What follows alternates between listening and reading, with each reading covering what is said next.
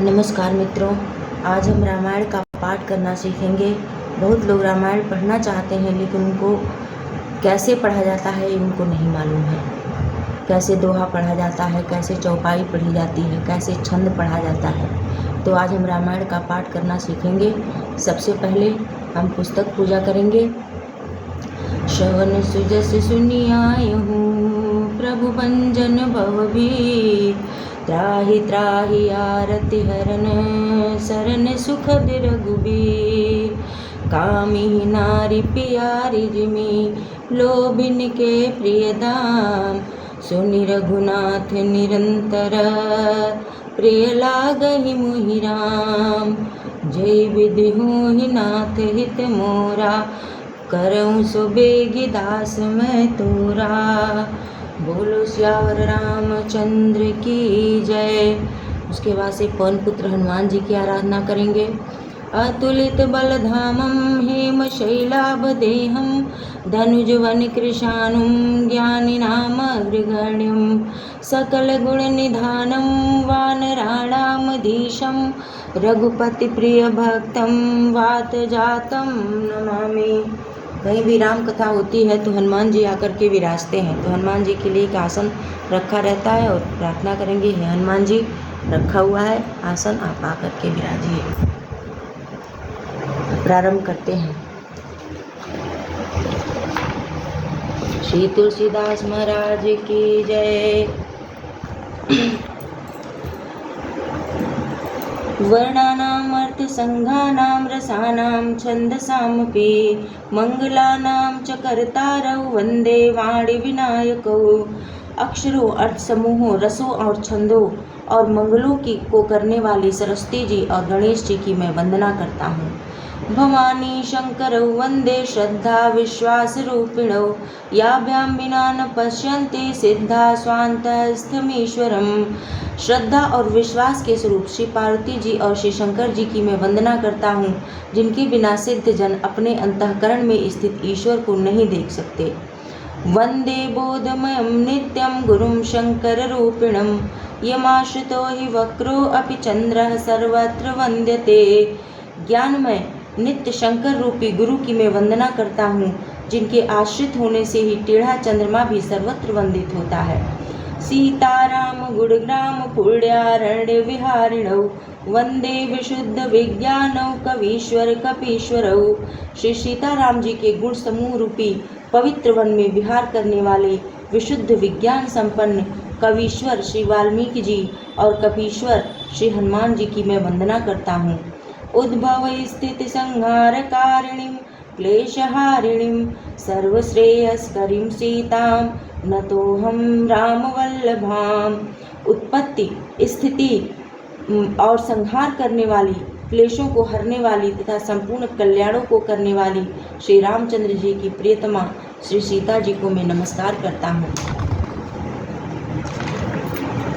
यन्मायावशवर्ति विश्वमखिलं ब्रह्मादिदेवासुरा, यत्सत्त्वादमृषैव भाति सकलं रज्जौ यथा हे भ्रमः, यत्पादप्लवमेकमेव हि भवाम्बोधे स्थितिसार्वताम्।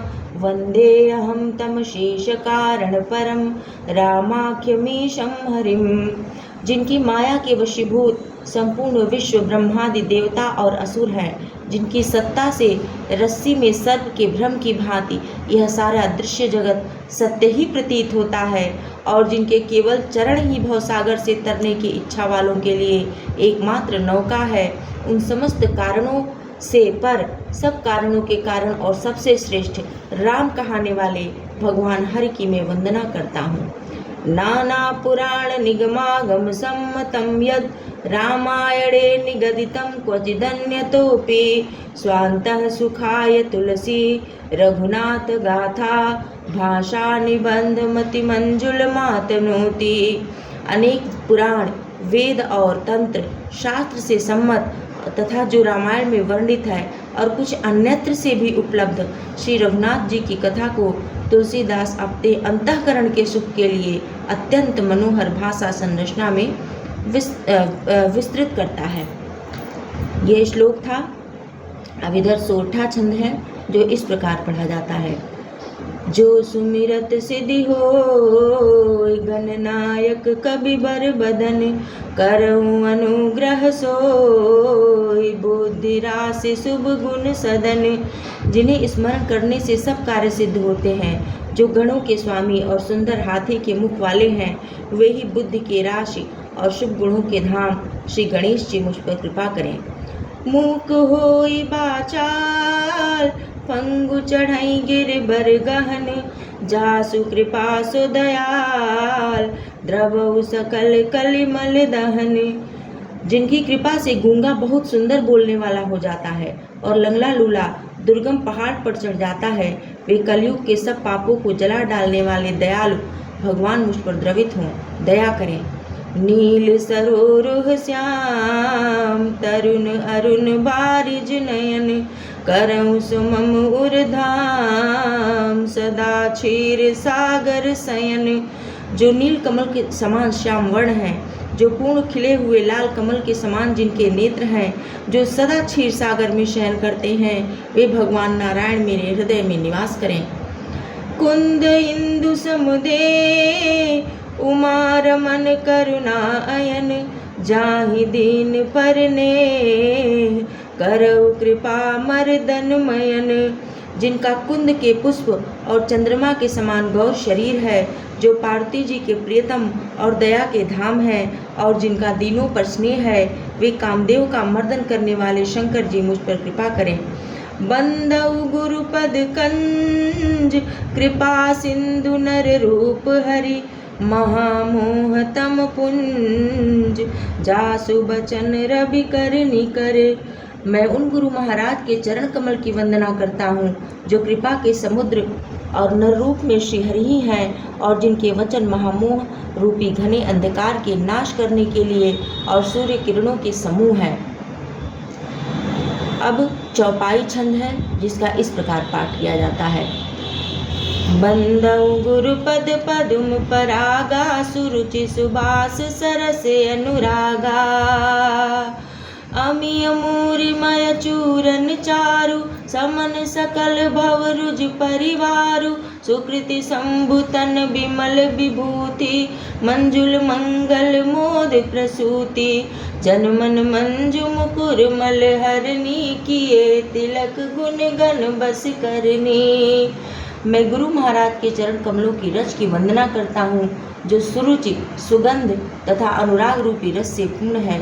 वे अमर मूल का सुंदर चूर्ण है, जो संपूर्ण भवरोगों के परिवार को नाश करने वाला है। वह रज सुकृति पुण्यवान पुरुष रूपी शिव जी के शरीर पर सुशोभित निर्मल विभूति है, और सुंदर कल्याण और आनंद की जननी है।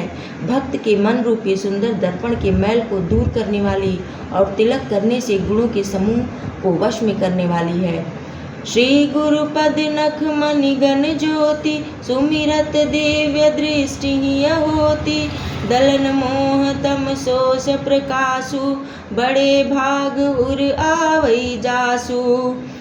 उधर ही बिमल बिलोचन ही के, मिटहि दोष दुख भव रजनी के, सूझहि रामचरित मणि मानिक, गुप्त प्रकट जहाँ जो जेहि खानिक। श्री गुरु महाराज के चरण नखों की ज्योति मणियों के प्रकाश के समान है, जिसके स्मरण करते ही हृदय में दिव्य दृष्टि उत्पन्न हो जाती है। वह प्रकाश अज्ञान रूपी अंधकार का नाश करने वाला है। वह जिसके हृदय में आ जाता है, उसके बड़े भाग्य हैं। उसके हृदय में आते ही निर्मल नेत्र खुल जाते हैं, और संसार रूपी रात्रि के दोष दुख मिट जाते हैं, एवं श्री रामचरित्र रूपी मणि और माणिक्य गुप्त और प्रकट जहाँ जो जिस खान में है, सब दिखाई पड़ने लगते हैं। ये दोहा छंद है, जिसको इस प्रकार पढ़ा जाता है। जथा सुअंजन अंज दृग, साधक सिद्ध सुजान, कौतुक देखत शैल बन, भूतल भूरि निधान। जैसे सिद्धांत जन को नेत्रों में लगाकर साधक सिद्ध और सुजान पर्वतों वनों और पृथ्वी के अंदर कौतुक से बहुत सी खाने देखते हैं। बोलो सियावर रामचंद्र की जय। पवन सुत हनुमान।